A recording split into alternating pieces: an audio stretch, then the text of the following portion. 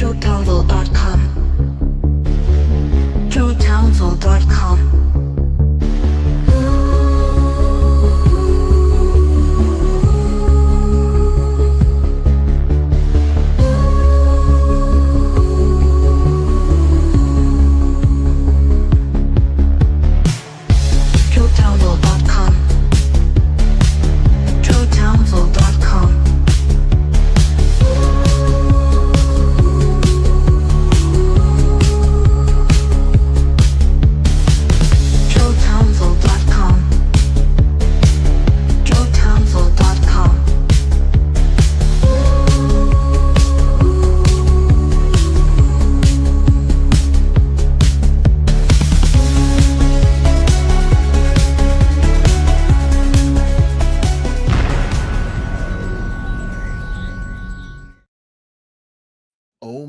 Goodness, what an exciting show we have for you.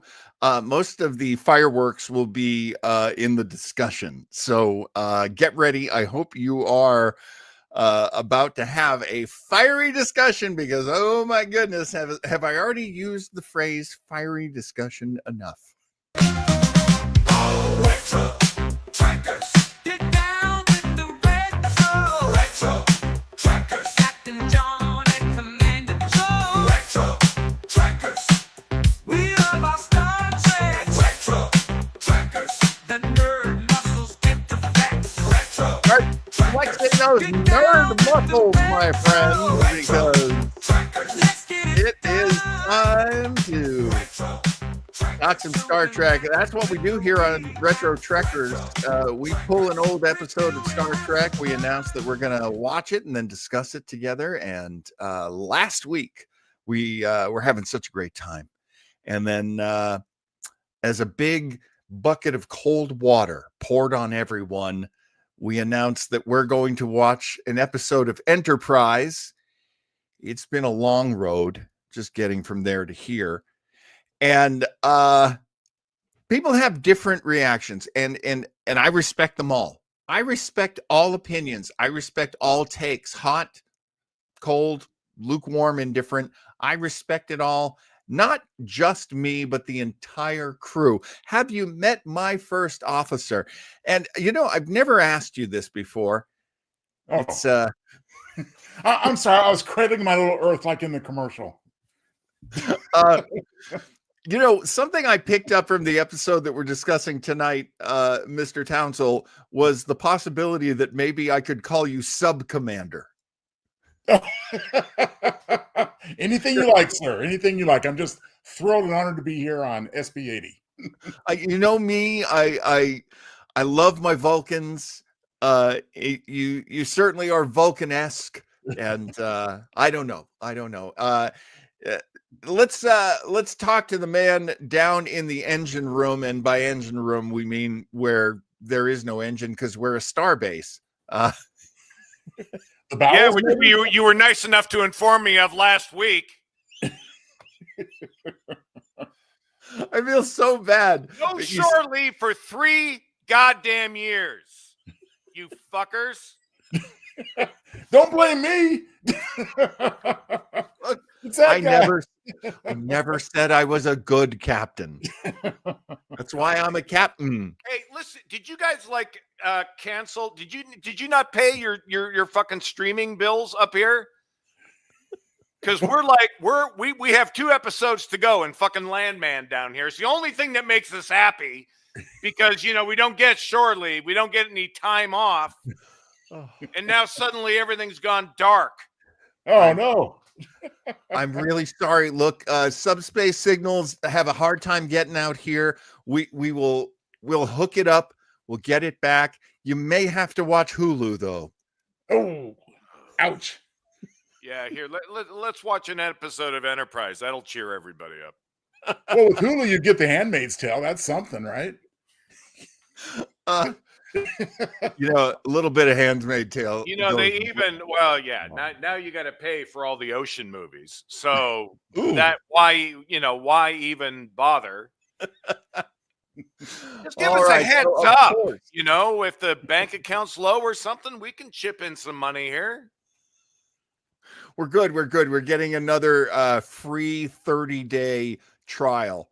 I have been going through everybody's credits, and I'm really sorry about that. Let's talk about this episode that we all had to watch. And it is, of course, from Star Trek Enterprise, the sort of special series. I don't know. Is it the worst? Because honestly, like Picard season 1, section 31, the pilot, I mean, those are so much worse than Enterprise. Oh, absolutely. I mean, I don't think any of us can argue that point. Does that help at all, Eric? Oh, me? Oh, okay. No, it's completely fine, right? It's not horrible. It's completely fine. Again, I just think you have. I watch that show and I think of everything that you could have done with it. Oh. I mean, just the premise alone, right? They're just figuring everything out. Not everything works. Right. Like Right. everything's all kind of. It just seems like there's so much more they can do, and then they just sort of fall back into, they just fall back into the usual stories, and then I don't know. I should probably save this for later, but I think I can just get this out quickly, and you can give me a yay or a nay. But I feel like with Enterprise, there's this weird kind of ta-da! Hey, look what we did! Ta-da! And it's like, dude, you're literally making the least impressive Star Trek. Like, Yeah, just even the look of it, it It's a just big doesn't. It doesn't even look like it's a ship, and they have.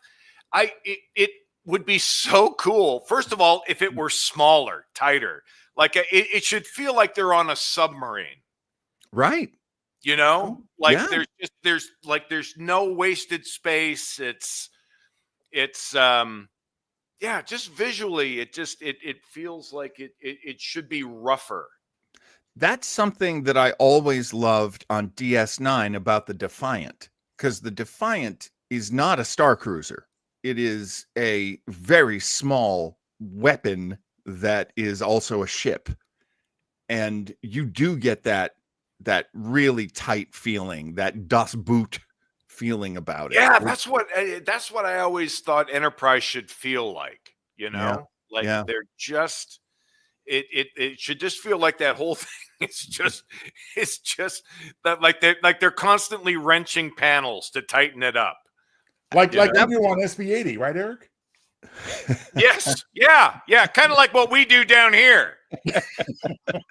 Well, you guys in the mouse sit up there, and Why are you always yelling at the mouse? Up there. The mouse is a good guy. He's here to help. Oh, well, William, Ensign Wells is trying to make things worse by bringing up Sequest. Ooh. I'll have you know, I've seen every episode of Sequest twice, and Ooh, I fear impressive. nothing. I fear no man.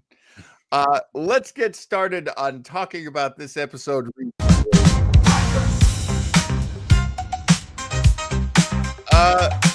Let's talk about the Genesis. Now, I want to say, I remember the promos for this on UPN when they were first, getting us ready as fans to see this episode.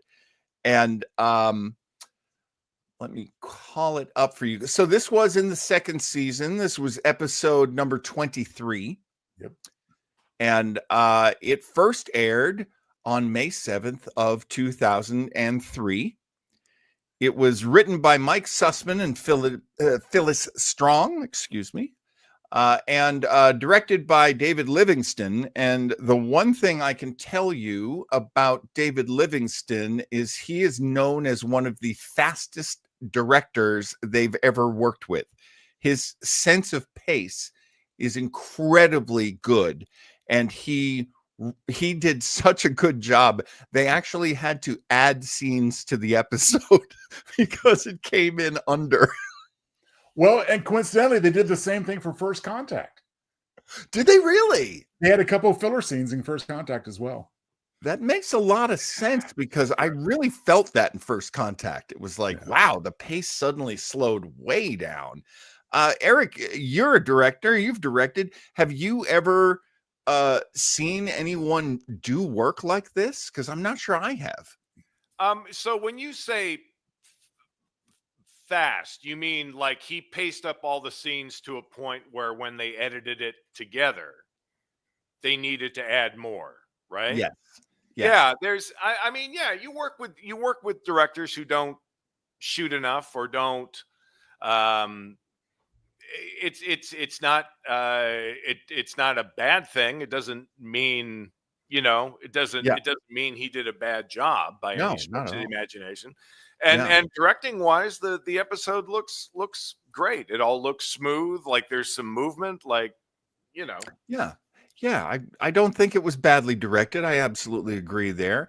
And I think these kinds of directors, a director like Livingston, is normally very beloved on an hour long because they can come to you and they can say, hey, we got a little bit of time for this scene. So if you want to put a little more into the acting and kind of take your time, you want to do a sort of, put a little more breath into it, not have it be so slam bang, let's go. Or you can just get creative with how the camera moves. Like you can take time to do a setup and make it look like there were a couple of shots in this episode that were just sort of great, that as opposed to the standard, coming down the hall, walking into, you sort of you followed people along. There was like a nice little handoff. And you really got to feel for the ship. So absolutely, yeah. The scenes of the Borg when they boarded the ship were really well handled. Yeah. And there were scenes that were like Trip working on this panel that's been Borgified, shot from within the panel. Yeah. I mean, there were a lot of really clever shots. It was just about the Borg. All right. Well, it's time for us to get into the exciting part of the show. The part that Raphael loves because he doesn't watch the show. So he gets it all from the Borgs, from the beats. Loving the avatar, by the way, Raphael. Here we go. We find it. Where are you? There it is. Resistance is futile. Reusing the Borg is inevitable, even 200 years before they first appeared. We revisit everyone's favorite cybernetic beings in Regeneration from Star Trek Enterprise. Why recycle the Borg yet again? Yeah. Because they're Borg yet again. That should have been the title. Two scientists named Drake, Rooney, and Moniger are just trying to get through a typical day in the Arctic. Hey, look over there. Is that John Carpenter's The Thing? No, it's even worse. It's a crashed alien ship, or at least pieces of one. Inside are some frozen dudes, badly in need of a tanning bed. The Earthlings set up camp to study them and their vessel fragments further. They find out a few things about the cyborgs, including that they're about a century old. Hey, doesn't that date them back to, say, Star Trek First Contact? Regardless, they're looking pretty spry for being over 100 years young. Gotta hand it to cryogenics. Makes you wonder if Walt Disney's frozen head is still floating around somewhere. Oh, there it is. Hey, maybe if we thaw out Walt's noggin, we can get some good Disney movies again.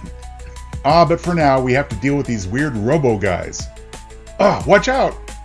One of them is moving his prosthetic arm. This is pretty creepy. Maybe we should freeze them again and put them next to Disney. No. If we do that, this will be a 10-minute episode. Wouldn't you know it? One of the cyborgs suddenly comes to life. Moniker lets out a blood-curdling scream. The other two folks enter to find the lab trashed. Who's going to clean up this mess?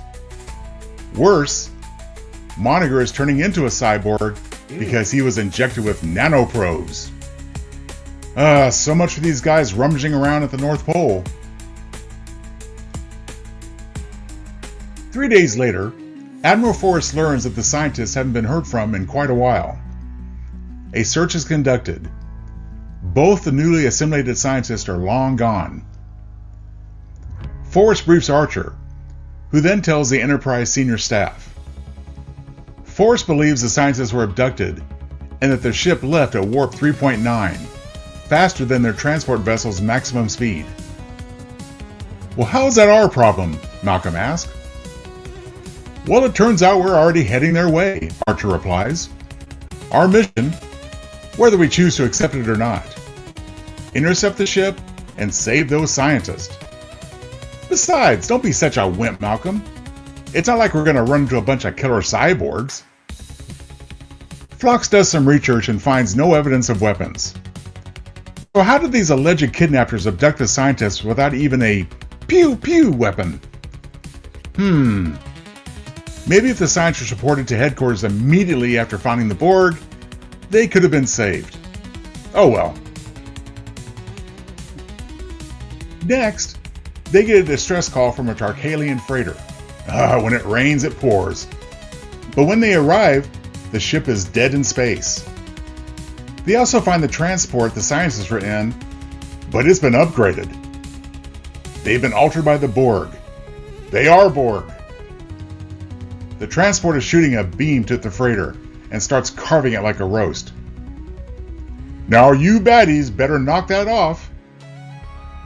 Archer hears crickets in response. Instead, the transport turns to attack the Enterprise. T'Pol detects 9 humans with erratic life signs on the transport. Malcolm attempts to return fire on, but it's like using a pea shooter against a machine gun. F this! Let's haul ass out of here. They retreat, but not before taking on 2 survivors from the freighter. Phlox is treating them in sickbay when he discovers the Tarkalian man and woman have been injected with nanoprobes. Ruh-roh! Can these nanoprobe thingies be removed?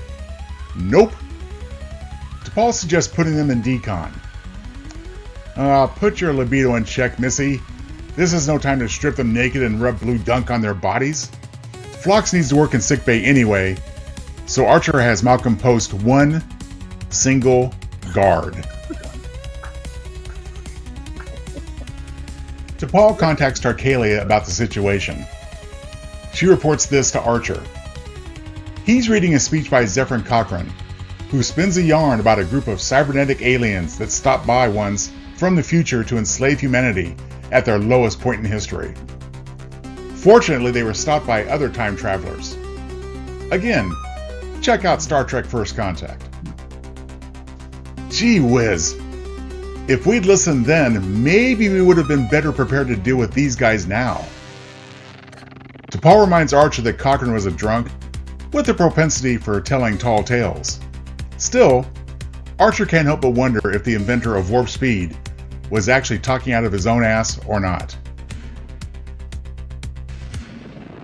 In sickbay, the 2 Tarkalians wake up.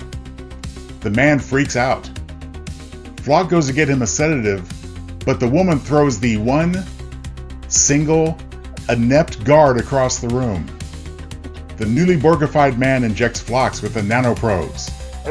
Their assimilation complete, the Tarkalians leave. Phlox now hears voices in his head. Okay, I just want to point out, I never do this, but I want to point out, Joe, did you put my face on Blackula? No, that is Bela Lugosi, actually. If you look closely, it's the rest is in black and white. All right, here we go. Holy Locutus, Batman! Archer rouses Phlox, accompanied by Malcolm and a group of security officers. Okay, now you bring an entire security team. Archer orders Malcolm to track down the Tarkalian Borg and subdue them. Trip shows Archer scans of the modified transport. Looks pretty Borgy to me. Next, T'Pol detects the ship on long-range scanners. Travis, we need a reason to use you in this episode. Intercept that ship. Malcolm and his group of crack security find the Tarkalian woman tinkering with the Enterprise computers. Stop or I'll shoot. She doesn't. He does. What the heck? The Borg babe puts up a personal shield. She's adapted. Time to haul ass again. But then the Borg dude cuts him off at the pass. They manage to stun him. Guess he hadn't adapted yet. Malcolm is just done with this whole mess. He blasts both the Borg out into space. Hoshi feeds Phlox and his pets. She also wants to keep him company, but he says no for her own safety. Hoshi takes a good look at his Borgification in progress, and his blotchy skin with nanoprobes squirming all over his face. Phlox doesn't have to tell her twice. Hoshi hauls ass out of there. That's a whole Trip and Malcolm examine the alterations to the technology and just shrug. Well, how about just blowing up the damn ship and killing all the Borg folks inside? Nope. There's still another act in this episode. I don't know, Captain. Blowing the other two Borg into space worked pretty well. Phlox is looking pretty Borg-like. He explains that the nanoprobes are taking a while to transform him due to his immune system. But they are persistent little suckers. Assimilation may be slow, but it is steady and inevitable. However, the Nobelian doc has a solution. Exposure to a lot of Omicron particles, or just flat-out euthanasia. We'll go with option 1. It adds a little technical babble to this episode. Besides, Phlox, we want to keep you around. You have such a lovely smile. Meanwhile, Malcolm finds a way to upgrade the weapons so they can penetrate the shields on the Borgified transport vessel. They chase down the transport ship. Ah, crap! Enterprise's systems start failing. Those damn Tarkalian Borg. The transport ship hails them. Ah, double crap! There's that creepy monotone voice we've come to dread since Season 2 of TNG. You will be assimilated. Resistance is futile. Well, there's no longer any doubt. It's the Borg, all right. Time to amp up the action. Phlox starts his Omicron treatment. Trip tries to undo the Tarkalian sabotage. The Borg attack Enterprise. Archer and Malcolm beam aboard the transport. Man, there's a lot going on here. Archer and Malcolm come across 2 of the drones that were assimilated in the Arctic. Can they be helped? No way, Jose.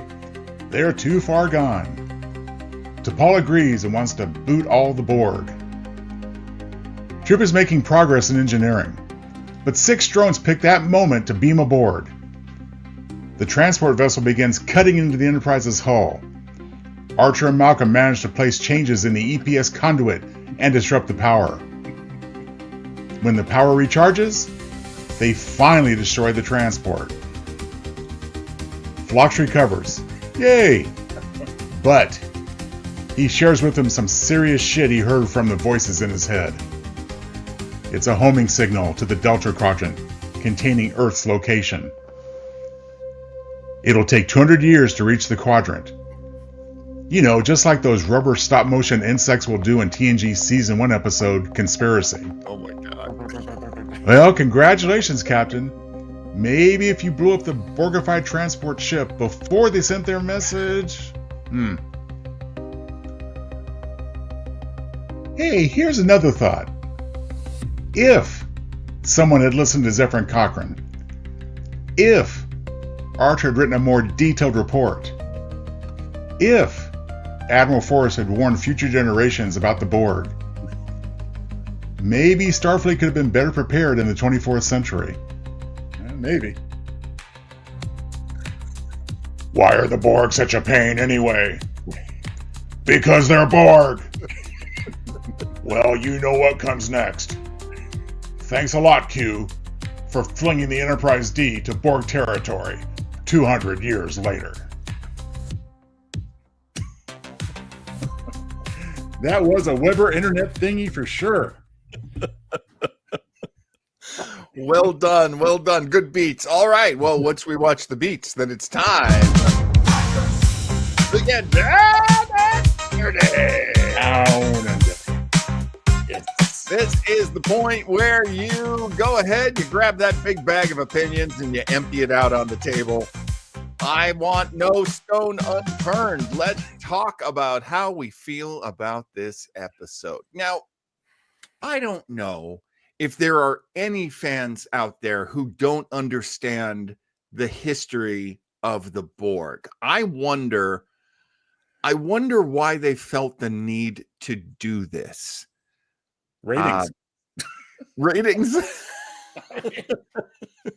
You think so, Eric? Do you think it was for ratings? Yeah, why else would you do it?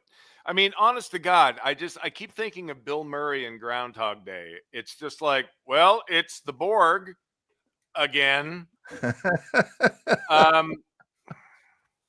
There's no reason for this to, you know what? It's so funny that you put the thing in the beats, because that's what I thought would have been a great episode, was a takeoff on the thing. Right.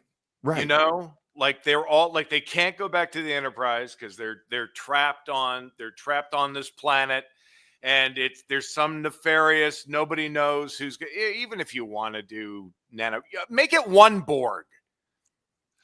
You know what I mean? That would have been, here's the destroy thing. the Borg, but somebody gets the nanos. Yeah.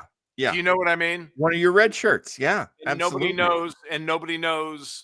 What do you mean, you red shirts? Did you just say you red shirts? I said the red Did you shirts. say you red shirts? I said the red shirts. One of the red shirts. All right. One of those other. Oh, I shouldn't have said that either. But do you know what I mean? Like, that would have been what a fun episode that would have been. Because honestly, where does this episode take us? Like, nowhere. Yeah. All it does is just raise a bunch of, like, well, all the questions that came up in the beats. Well, gosh, maybe if they had listened to the guy that got actual aliens to show up on Earth, like, nah, he's a drunk. He's just talking shit. Well, the thing is, I mean, also alluded to in the beats, we saw the Ferengi in season 1, but that's okay. No continuity error there, because we never called them the Ferengi. We never called them the Borg in this episode. That's so right. Therefore, why should they know anything about them 200 years later? No reason at all. And why do we have to go through the whole learning process about the Borg again? Jesus fucking Christ. Like, okay. Like, we don't need scenes devoted to, well, my God, they're a mix between, look at how this worked. God, Jesus Christ, man. I mean, so this is 2003. And the Borg are introduced like in 1988 or 89. What would you 88. get? First part of 88? season 2, yeah. So that's so we're talking like that's not 25 years. Is that 15 years? You know me. Not great with the math. That would be 15, yes, John. That would be 15 years. I mean, it was 15 years after their introduction. And let's talk about the Borg, and then we'll move out from there. I always thought the Borg were one of the great villains of Star Trek. Is there anybody who agrees with me? Until their overuse, they were. Yes. I will agree with that. Like, it gave Picard a great storyline, like, to be assimilated and then to try and come back from that. Like, that was all really interesting. Here's my problem is, if you set up someone that is supposed to be omnipotent. Yeah.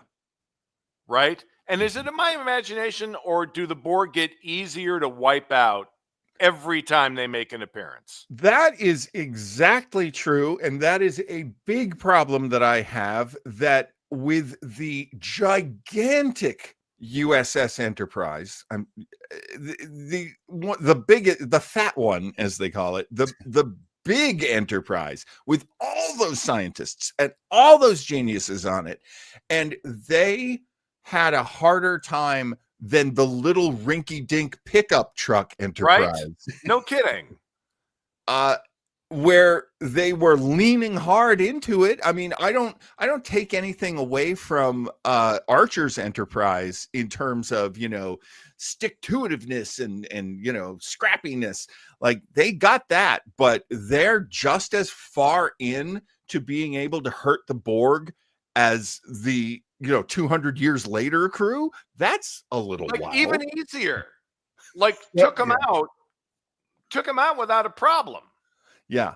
When they finally decided to do it. A little inconvenient. They ran across a couple of hurdles, but in the end. Listen, guys, I'm going to play devil's advocate. I'm going to offer a possible logical explanation. Okay, I'm sure it'll be met with the deserved response, but here it goes. I made fun of the fact that we don't even identify the Borg. They start right off with resistance is futile. They didn't identify themselves. Right. I'm going to take that and run with it in the sense that maybe this little handful of revived Borg were not yet in sync with the whole collective back in the Delta Quadrant. Maybe they were just on their own. They didn't have as much fighting power, as it were. They were just getting it back when they sent their homing signal. Yeah. So there's that. It doesn't explain, however, again, why the heck we didn't just get right on this in the 22nd century. So let's get ready for these guys. Wrong. Now, let me add Tony Luna to this conversation, which we love to do. We love Tony. If Kirk was captain, the Borg would have been a one-hit wonder. Pow! There's no arguing that. No argument there. No argument there. I mean, the Borg had a really interesting introduction because, as Joe noted in the beats, it was part of Q basically trying to slap around the humans and say, you've got this highfalutin Federation, but you are not ready for these guys. And what we had been told, I thought, was that the Borg never knew about us until Q. That was going to be my point. Go for it. Go for it. No, you just said it. That was going to be my point. That's what in whatever canon is. Right. Unless the Borg were on their way when they first met them in the 24th century. I mean, that could be true, but we are getting into the time travel thing, well, which not necessarily, but there's that. But there's also evidence to suggest that the Borg knew about us and we about them before Q flung the Enterprise D to the Delta Quadrant. For example, Annika Hansen's parents, they were studying the Borg years before that happened. Oh, that's true, isn't it? So they had to have knowledge of them somehow. So it does fit if you really, stretch it. Yes, but I could counter that with Voyager is bullshit. Are the fucking dumbest, omnipotent, evil bastards in the galaxy. Well, if that's the case. Well, let's talk about the intelligence behind the Borg, because they are introduced as you've never seen anything like this. They're not individuals, they're a collective. That happens in nature, but we as, autonomous beings do not understand that. They are in essence immortal because they can just replace parts. They are less than human, but also more than human. They go through things as if they are machine parts. So, they don't have the same vulnerabilities we have. And then we find out there's a Borg queen.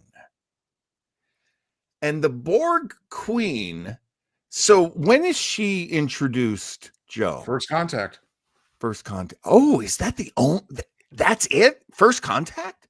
Yeah, that was the first appearance of the Queen. But you're right in pointing out, though, John, that they started changing the concept of the Borg as early as the best of both worlds. Yeah.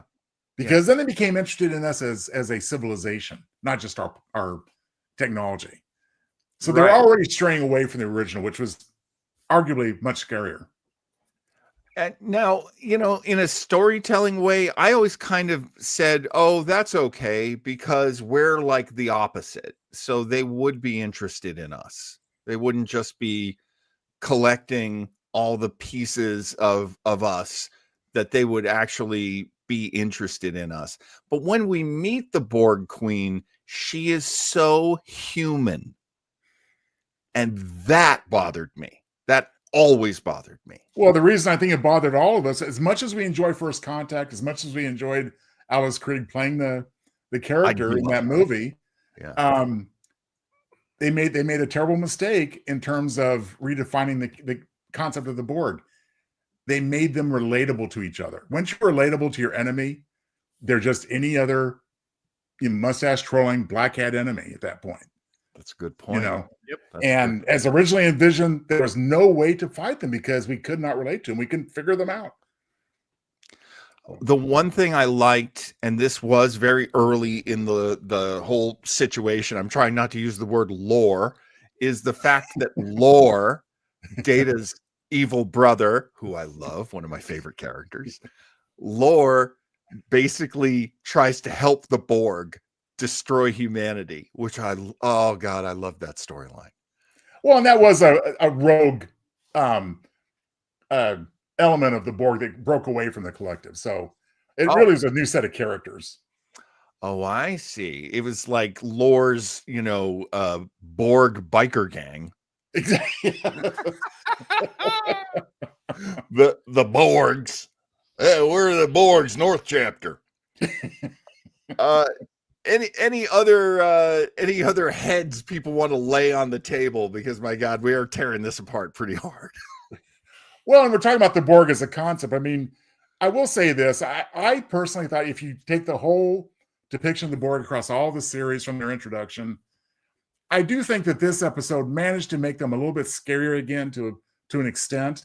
Sure. They had gotten pretty, as Eric points out, they'd gotten pretty beatable, by the time we got to the end of Voyager, which, boy, talk about the overuse. That's where you see that. I mean, that became, okay, every other week we got the Borg, and that the special nature of them just disappeared at that point. So this kind of brought them back a little bit more menacing, which was appreciated. I don't know what your guys' experience was, but my experience with this episode was I had been watching Enterprise and had been like, I don't know about this show. I don't know. There's other things to watch. And then I saw the promo for this and I was like, I'm out. Bye. And this was when I quit Enterprise. I may have come back a couple of times, but then there was like weird Vulcan stuff that they would do with T'Pol that I didn't like.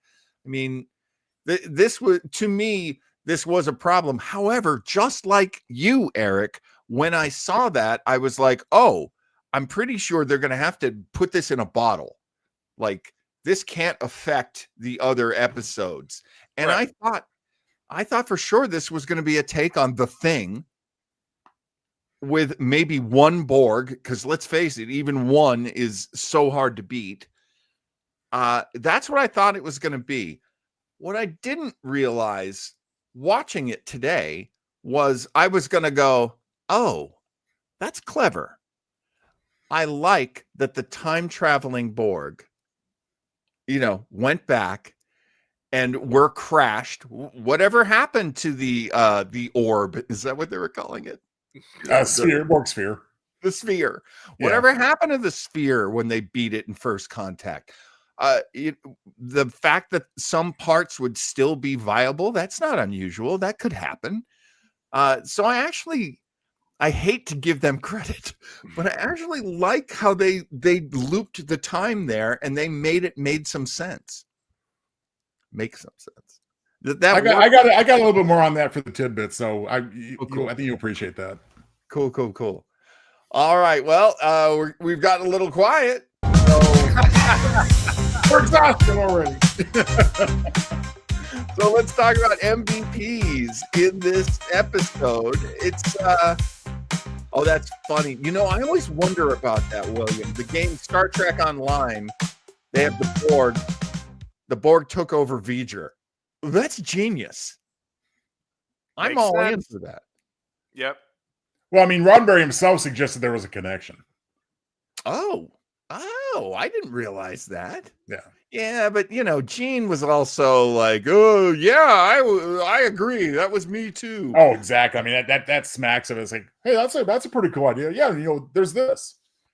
Let me write some lyrics for it so I can get half royalties. Exactly.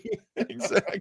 Hey, I wrote a Borg song, so pay me some money, huh, guys? Anyway, let's talk about MVPs. Who are your most valuable players in this episode? We had some good performances in this episode. Had some decent characters. Eric, anybody jump out at you? I mean, it's like I'm not trashing the episode. I'm just trashing the story idea, and Yeah. and just this constant use of the Borg that just makes them less and less every time you see them. Yeah. MVP. That's interesting. We were talking about the director earlier. I think I'll give it to him. Oh, Some Absolutely. interesting shots of the ship, like managed to handle the insane amount of plot holes in this. And kept everything rolling. Like the performances were all fine. Nobody really stood out, you mhm, know. mhm. But everybody was fine in this.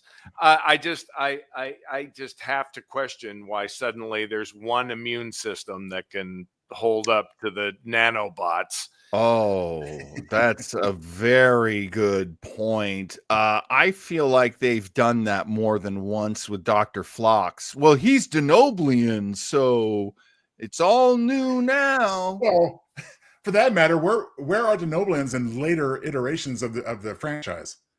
Exactly. Did they just say screw you guys and they just became isolationist? Or? I wonder if there aren't some races that are just like, you know what? I'm done with the Federation. Screw you. Like that makes a lot of sense to me for certain races. Oh, You're the hailing Deltans. us. Don't answer. Don't fucking answer. When did we ever see a Deltan after Star Trek the Motion Picture until Section 31? Right. Well, And then we did get a glimpse of one in season 2 of Picard.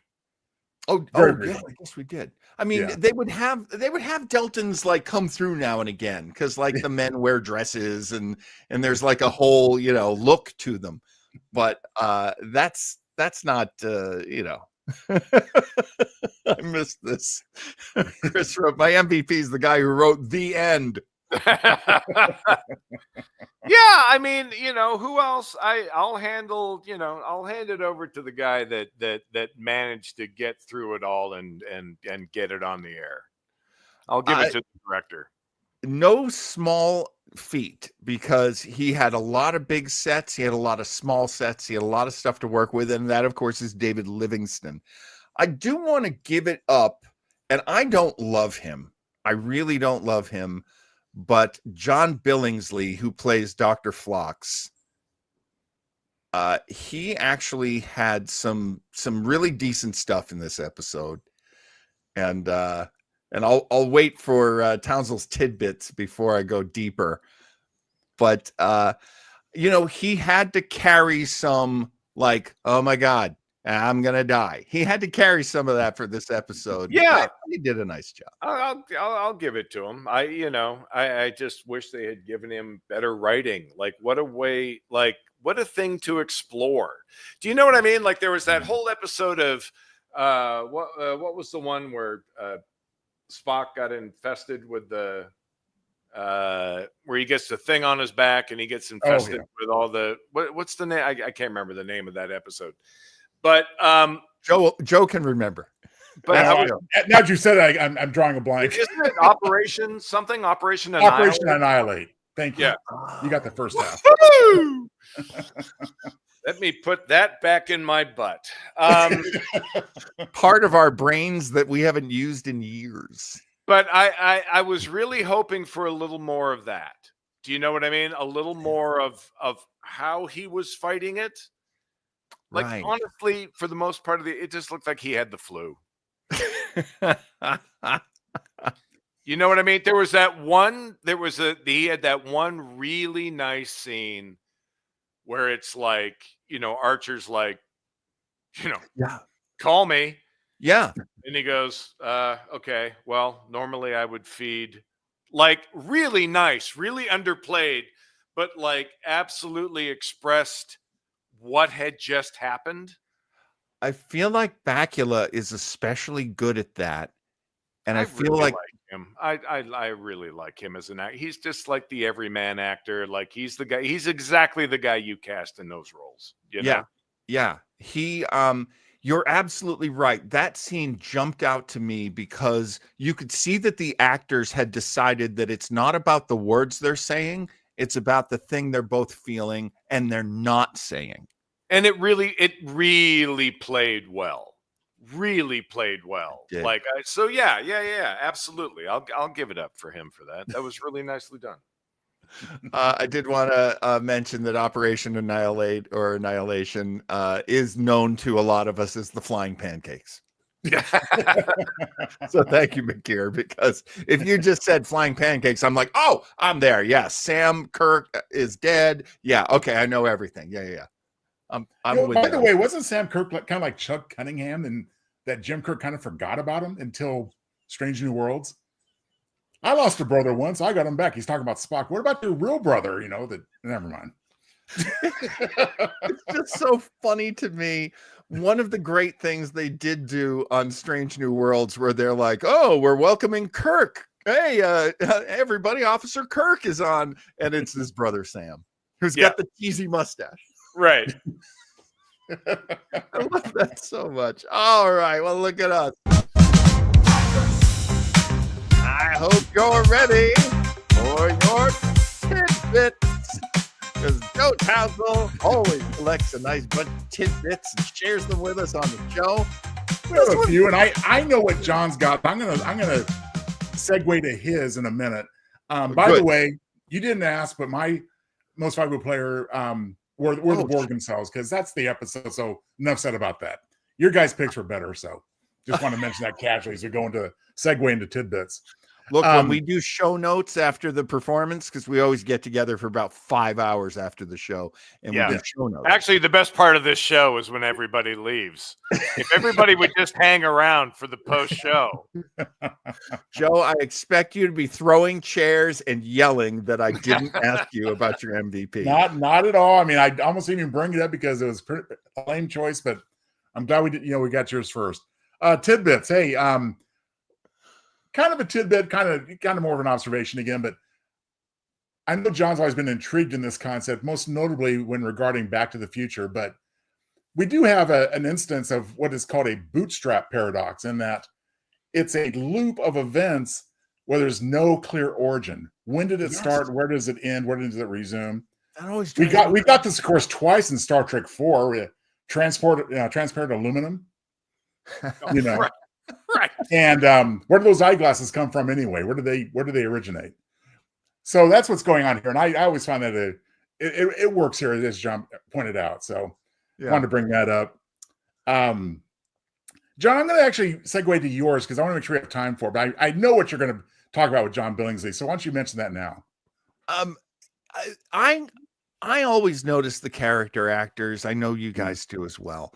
And I was very interested in Rooney, the little scientist, the little female scientist. And mostly because I felt like I remembered her from like commercials. There was something just very reminiscent of her. And I'm not actually sure what else I've seen her in. I mean, she's a very cute, woman. So, and she's guested in a bunch of things. It turns out she is the wife of Phlox actor John Billingsley. Yes, indeed. She actually was very funny to everybody on the set because at 5'3", she is the smallest Borg there has ever been. I mean, if you don't count, like you open the drawer and the Borg babies are in it. If you don't count that. So they, as a matter of fact, called her on the set Baby Borg. Baby Borg. Nice. she made me so happy because she was like throwing dudes around. That's the other thing that I loved about it. And she auditioned for the part. She didn't get it just because she's married to a regular. She actually auditioned and she got the role.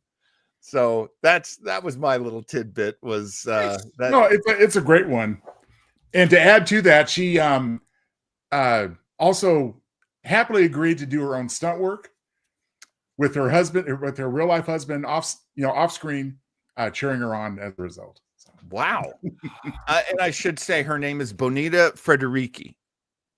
All this time I didn't mention her actual name. Yes. And then apparently there was a joke that she told that she got the role by sleeping with Connor Trenier, who plays Tuck. And who doesn't love somebody who makes a joke like that? So that's the only tidbit that I had, Joe. I don't have much really, because we kind of covered a lot of it into discussion at this point, and I didn't see this myself. I did pick it up from IMDb, but I think it's worth mentioning. I'll just read it verbatim from that site. Among the debris in the Arctic Circle is a filming model of the USS Enterprise E's front saucer section. So I guess if you have a big TV and you want to freeze frame, you can spot it. But they always make good use of old props and models and so forth. Right. I kind of liked that wide shot they had after they set up the, at first it's just like an archaeological dig, but then they set up the big giant, many buildings, the compound or whatever you would call it. Yeah, that's funny. I might actually go back and look at that. This actually kind of brings up, in my opinion, another continuity error, unfortunately. Uh-oh. First mention on this series of the various quadrants making up that part of the galaxy.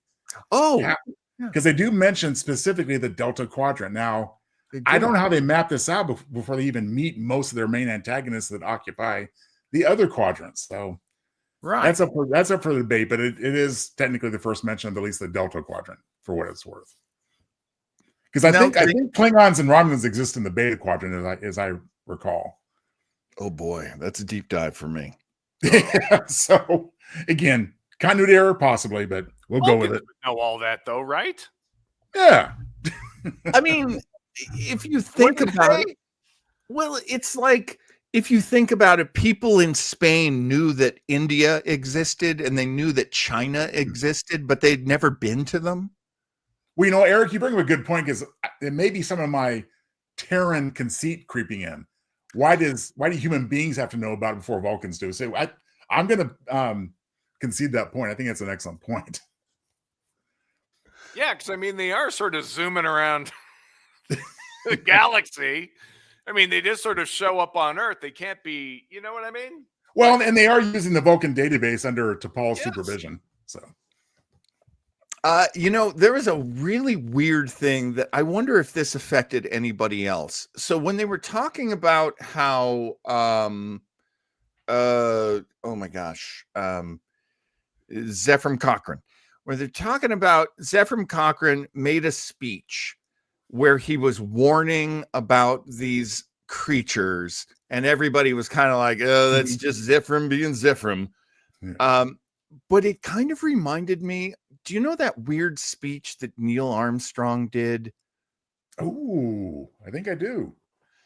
There was like a press conference that the astronauts had, and he had said some very cryptic things about us not being the only ones out there, and about us not understanding how vulnerable we are, if I'm remembering correctly. And it reminded me of that, because that's been one of those, like, yeah, no one really talks about that, except every once in a while I'll see some conspiracy thing where they're like, let me show you that clip again. He was a little weird about this. And of course, I'm one of those people who believes they saw stuff when they were out there, but that's just me, a Star Trek. Yeah, well, I mean, he's not the only one that has said so. True. Yeah, true. You know what I mean? They have recordings of the astronauts back to NASA talking about, stuff outside the fucking ship. Yeah. And didn't the crew of the recent Blue Origin ship see some aliens as well? I wasn't sure about that one, but Never mind. I shouldn't have said it. I'm sorry. Hey, I have one final tidbit worth mentioning. Because I've always liked the race. The Binars from the TNG episode 1001, whatever it is. Anyway, season 1 of TNG are mentioned here by Dr. Phlox. Oh, that's right. He mentioned the Binars. Oh, Yes. yeah. I forgot all about that. Well, that's interesting. Oh, that's kind of an interesting crossover, too. Hey, everybody. I hope you will join us next week where we are going to once again really, really piss off Mr. Kramer. Oh, Jesus. What are we doing? We're next? going No, I disagree. I think, Eric, you're going to love this one. I promise. You may have seen this episode. This is Devil's Due from Star Trek: The Next Generation. And that gal in the middle is a very key character here. It's been so long since I've seen it. Maybe I have. If it's from season 1, then I've seen it. No, it's a little bit later. It's from season. Oh, geez, I should know this. Season 5. Not a bad season. Hey, I kind of like how Kramer looks as Geordie LaForge. I do too. I like that. And Raphael asked earlier, says, do we have certain selfies and so forth in play? Well, for me, because I have my camera right here, and when I go to visit John and Eric later this year, I'm going to have to make sure I get some of them too. But so I need a profile of myself. So there it is. So it's going to be a lot of fun to watch Devil's Due. I have always I've always had a tortured relationship with the magic characters in Star Trek. Not sure I love them, but maybe I don't know. I do kind of remember this one, so I am looking forward to seeing it. Hey, we know what? She's cute. She's sexy. She has a neat giggle. So that alone. Well, and Kramer, I don't know if you and I have ever talked about this, but there's so much of the casting of The Next Generation was done of people who also do daytime television. And so she was one of those like drama girls. Like, it kind of takes me out of it because I'm like, well, I'm watching an actress. Right. But on the other hand, I don't hate that. Sometimes that's a great thing. So anyway, that's what we're watching next week. Join us at 7 p.m. on the Pacific Coast, 10 p.m. on the Eastern Coast for next Tuesday night's big shindig. And we are going to on Web of Mystery on Thursday. The great Myrna Loy will star in an episode of Suspense called Library Book, where she has to stop a murder. She's a librarian that has to stop a murder. But Myrna Loy, always the best. So that we're looking forward to that. And Sunday on our crazy, we just do whatever we want at this point. I am going to take you on a journey through the Great Feud, one of the greatest moments in comedy, two of the greatest comedians. It started in 1936 and it stretched all the way into the 50s. Fred Allen versus Jack Benny. They were merciless in how they made fun of each other. Oh, wow. There are so many shows and so many clips that over the decades they had managed to deliver to the folks. And this was one of those great cultural things. Like almost everybody who knew anything about radio knew about this feud between these two comedians. Was it a real feud? I'm not ruining anything. No, of course it wasn't. They're comedians. They come on, they work together. But they made fun of each other in ways that no one else was making fun of anybody. And it was one of the things that got me into old time radio was these two guys. So yeah, on Sunday, we are going to have so much damn fun. This is a show that I have literally since the age of 12 been preparing for this show. So yeah, join us on Sunday, and then once again on Tuesday, where we will give Devil's Due. Now, John, I have a question about kind of, a nice little spinoff, as it were, Webbo comedy. Will we be seeing Spiderhead? I hadn't asked anybody if you thought we should have Spider Hat. Well, you know what the answer to that's going to be. I know what my answer is. Do you want to work with Spider Hat, Joe? Sure. I mean, he can be a happy guy too. He's not just menacing and foreboding. I have to say, on Webbo Mystery, which I do alone, Spider Hat is my Joe Townsend. But I have no problem with working with both of them. I know. Don't think about it too much. All right. Hey, excellent work. Thank you so much, everybody. CPO Kramer, I'm going to make sure that we get your streaming services restored to the lower half of the Starbase. I am really okay, sure. Yeah, get on that. By the way, I can hear you fuckers laughing up there, so I know you're watching something. It's mostly it's me trying on outfits and Joe giving me the thumbs up or thumbs down. That's mostly what that.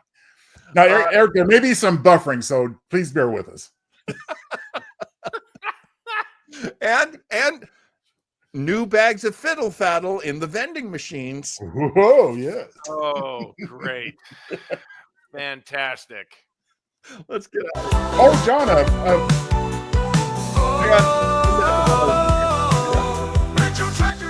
yes, Mr. Townsend. I'm just going to mention, check out the KGB.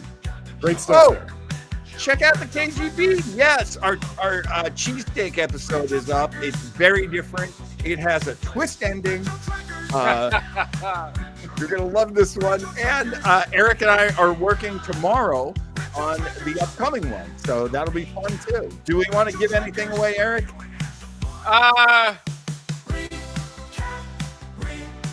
One of it'll be a series of episodes about this topic. Oh, wonderful. Yes. This topic has many series, many episodes ahead of it. All right, thanks everybody. Thank you, chat. Oh my God. Yes. Recap, review, retro.